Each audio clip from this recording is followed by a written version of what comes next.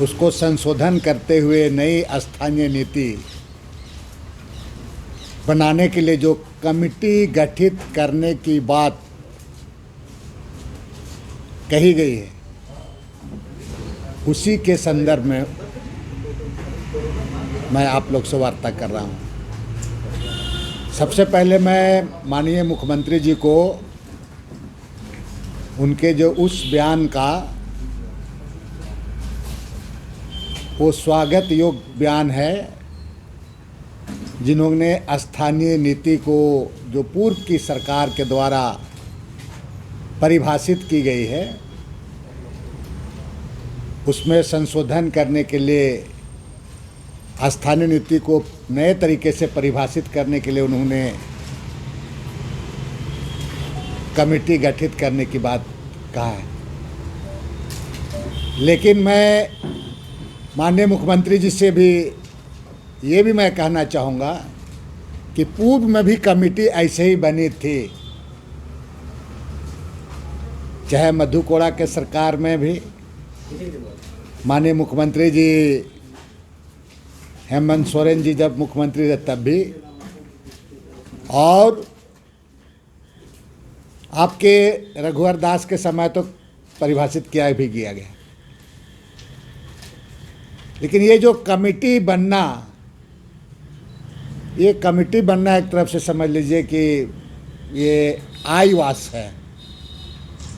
Committee का गठन के बेहतर है कि माननीय मुख्यमंत्री जी विशेष सत्र बुलावे, और चूंकि एक बहुत महत्वपूर्ण और गंभीर मामला, इसलिए कि मैं इस आंदोलन में एक जनक के रूप में था। कई एक लोग इस आंदोलन में, कई एक लोग शहीद भी हुए, मैं जेल भी जा चुका हूं इस आंदोलन में। दबे जुबान से तब स्थानीय नीति के बारे लोग नहीं बोलता था।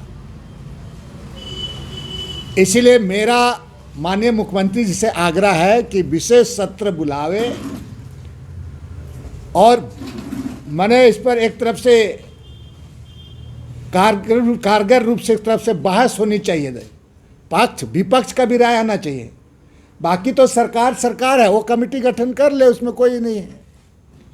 लेकिन ये अगर मान लिया हाउस में डिबेट होता है तो बहुत सारी बात आएंगी, बहुत सारी बात विपक्ष के लोगों से भी, इसमें भी सारे लोगों का एक तरफ से कहा जाए कि चेहरा भी साफ हो जाएगा। और बाद में इस पर अगर कमेटी गठन करते हैं तो ये ज़्यादा कारगर होगा और एक तरफ से ये फलाफल होगा। अन्यथा ऐसे कमेटी गठित करने के बाद भी कमेटी का रिपोर्ट आ जाएगा, लोग उसको भी विरोधाभास करेंगे। लेकिन हाउस में बहस करने के बाद अगर हम कमेटी गठित करते हैं और इसको परिभाषित करते हैं तो ये ज़्यादा, माने एक तरफ से कहा जाए कि इसका फलाफल होगा। इसलिए इस पर हाउस में गठन होना चाहिए, हाउस में इसका बहस होनी चाहिए। चूँकि ये मामला राज बनने के बाद स्थानीय नीति का मामला, ये बहुत बड़ा मामला और गंभीर मामला है।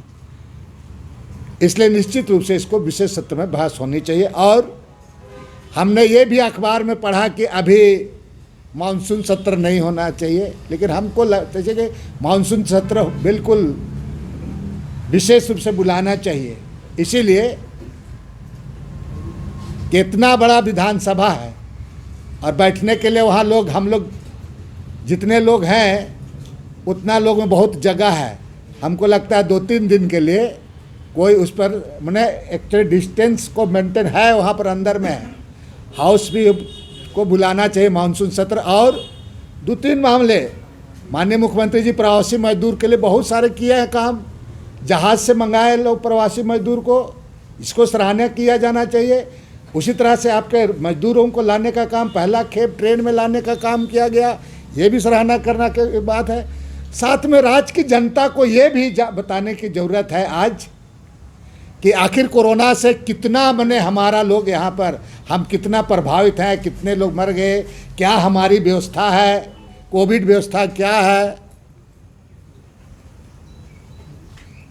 हमारे कितने लोग आज आपके इस पर आपका पॉजिटिव है क्या, ये सारे चीज़ों को मैंने एक राज्य की जनता को, गांव की जनता को जानने का हक, जानने का क्या, एक जानना चाहिए। मुख्यमंत्री को इसमें बहुत अच्छा काम भी किया है, निश्चित रूप से हाउस में सराहना होगा, कुछ आलोचना होगा, लेकिन साहस इसमें दिखाना चाहिए कि हम कोरोना से लड़ रहे हैं और निश्चित रूप से मुख्यमंत्री जी लड़ रहे हैं। इस बात को, अपना पक्ष को जोरदार तरीके से रखने के लिए हाउस भी होनी चाहिए और एक लंबे समय से आपका सरना कोड जो मांग हो रहा है उसको भी इसी सदन में पारित करके भेज देना चाहिए। भारत सरकार के पास में सब सहमति से पारित करा करके भेज देना चाहिए। तो इसीलिए ये 3 बहुत महत्वपूर्ण इशू है। आपको याद होगा 1962 में चाइना और भारत का लड़ाई चल रहा था, जवाहरलाल नेहरू को इसी तरह से हाउस बुलाना पड़ा था, आलोचना हुआ, वाजपेयी जी भी थे, वाजपेयी जी भी इस पर आपका हाउस बुलाने के पक्ष में नहीं थे, लेकिन जवाहरलाल नेहरू ने हाउस बुला करके लोगों का सदन में ये राज्य के हित के लिए कुछ अगर आलोचना भी होगा तो इसका लाभ भी मिलेगा जनता को। और माननीय मुख्यमंत्री का तो एक अच्छा प्रयास है, तो थोड़ी बहुत आलोचना होगा, इसलिए साहस दिखाना चाहिए, इसलिए सदन मानसून सत्र बुलाना चाहिए और विशेषकर आप स्थानीय नीति को गठन करने के पहले हाउस तो बुलाना होगा और पक्ष विपक्ष में बहस होनी चाहिए, लोगों का पक्ष विपक्ष का बात आनी चाहिए। ठीक।